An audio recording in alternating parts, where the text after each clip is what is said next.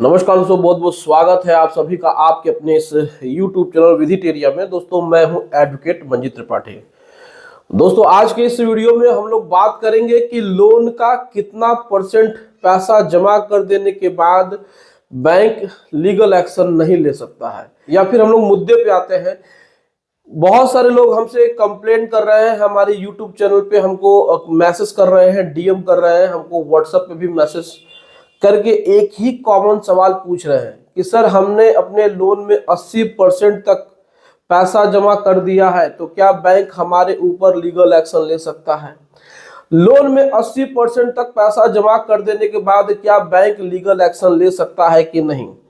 तो क्या ये सच है? इसमें कितनी सच्चाई है?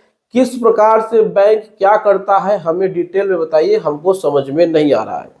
क्योंकि हम YouTube पे चैनल देख रहे हैं, कई चैनल को हम फॉलो भी करते हैं, और हम उसमें जो भी चीजें देख रहे हैं तो उसमें हमको कंफ्यूजन होती जा रही है। तो क्या 80% पैसा जमा कर देने के बाद बैंक लीगल एक्शन लेता है कि नहीं लेता है? तो आज के इस वीडियो में हम लोग इसी बात को डिस्कस करेंगे। दोस्तों मैं आपको बता दूं कि लोन का 80% हो या 95% हो, आपको 100% पैसा देना है। आपके और बैंक के बीच में जो मॉर्गेज एग्रीमेंट बना है, जो लोन कॉन्ट्रैक्ट आपने साइन किया है, उसमें अगर आपने मान के चलिए कि 5 लाख रुपए लोन लिए हैं, उदाहरण हम दे रहे हैं, एग्जाम्पल के रूप में हम आपको बता रहे हैं कि 5 लाख रुपए में आपने 4,85,000 भी जमा कर दिया और मात्र 15,000 रुपए बचा हुआ है, तो भी बैंक आपके ऊपर लीगल एक्शन ले सकता है।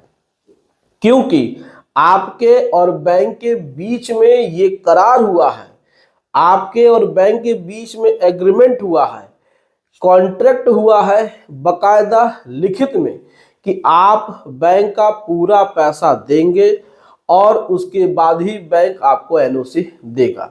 लेकिन जहां पर सेटलमेंट होता है वो अलग बात होती है, उसको तो फिर मान के चलिए कि एक अलग प्रकार की प्रक्रिया में देखा जाता है। लेकिन ये जो आप लोगों कह रहे हैं, या जो और लोग भी अपने वीडियो में ये बात बता रहे हैं कि आपने अगर 80% लोन का दे दिया है और मात्र 20% बचा है तो बैंक लीगल एक्शन नहीं लेगा, तो आप ऐसे लोगों के चक्कर में आकर के खुद का नुकसान कर लेंगे। अगर आपने 20% पैसा नहीं दिया और आपका अकाउंट एनपी हो गया, तो बैंक आपको लीगल एक्शन ले सकता है, आपके ऊपर वो लीगल एक्शन ले सकता है, आपको वो नोटिस भेज सकता है और फिर वह जो कार्रवाई करनी है कर सकता है। अगर आपको वह कार्रवाई करने की नोटिस भेजता है, लीगल नोटिस भेजता है, आप उस लीगल नोटिस को इग्नोर करते हैं, तो गलती आपकी है। उसके बाद फिर वो जो लीगल एक्शन लेगा तो फिर आप उसमें फिर से आप उसको इग्नोर करेंगे। तो ये कहीं भी कानून की किताब में, चाहे सरफेसी एक्ट हो, चाहे वो कोई भी लोन हो, अनसिक्योर्ड हो, कहीं पे भी ये नहीं लिखा है कि आप अपने लोन का 80% आपने अगर जमा कर दिया है तो आपके ऊपर लीगल एक्शन का जो खतरा है वह बिल्कुल खत्म हो जाता है। ऐसी जोखिम आप बिल्कुल भी मत उठाइए, ऐसे लोगों के चक्करों में पड़ करके आप अपना नुकसान मत करिए। बैंक के पास पावर है कि वो 10% पैसा भी अगर आपका बचा है तो वह उस मॉर्गेज एग्रीमेंट के आधार पे, उस लोन कॉन्ट्रैक्ट के आधार पे आपके खिलाफ रिकवरी सूट फाइल कर सकता है और आपके खिलाफ वो लीगल एक्शन ले सकता है। अगर आपका सिक्योर लोन है और आपने 90% पैसा जमा कर दिया है, तो भी बैंक आपके ऊपर 10% की रिकवरी के लिए वो आपके ऊपर लीगल एक्शन ले सकता है, और वो जो 10% पैसा है वो आगे चल करके 10 से 20, 20 से 30, 30 से 40% वो बढ़ता जाएगा। तो अगर आप इसमें गैर जिम्मेदारी से या फिर गलत तरीके से, या फिर आप इसमें जानबूझ करके इस तरीके की नोटिसों को आप इग्नोर करेंगे, नजरअंदाज करेंगे बैंक के लीगल नोटिसों को, तो नुकसान किसका होगा? नुकसान आपका होगा। जिस व्यक्ति ने इस प्रकार के वीडियो बना करके अपने YouTube चैनल पे डाल दिया, उनका तो काम हो गया, लेकिन इस काम की वजह से जो लोग वीडियो देख करके प्रभावित हो गए और उसके बाद जब उनके पास लीगल नोटिस आई तो उन्होंने कहा कि हमारे तो सर जी ने कहा है कि भाई आप 80% जमा कर दिए हैं, अब आपको कुछ नहीं होगा। तो नुकसान किसका होगा? नुकसान आपका होगा। 13/2 की नोटिस आ गई, अब इसमें और आपने इसमें इग्नोर कर दिया कि अरे हमने तो अपना पेमेंट 80% कर दिया है, अब बैंक लीगल एक्शन नहीं ले सकता है। अब 13/2 की जो मियाद है यानी कि जो समय है वो है 60 दिन की। 60 दिन का समय बीत गया, फिर भी आपने उस पर ध्यान नहीं दिया। बैंक ने आपको कांटेक्ट करने की कोशिश की तो आपने सोचा है कि हमारे गुरुजी ने कहा है तो सब कुछ अच्छा ही होगा, 20% हम पैसा नहीं देंगे तो भी हमको कोई दिक्कत नहीं है, हमको एनओसी मिल जाएगा।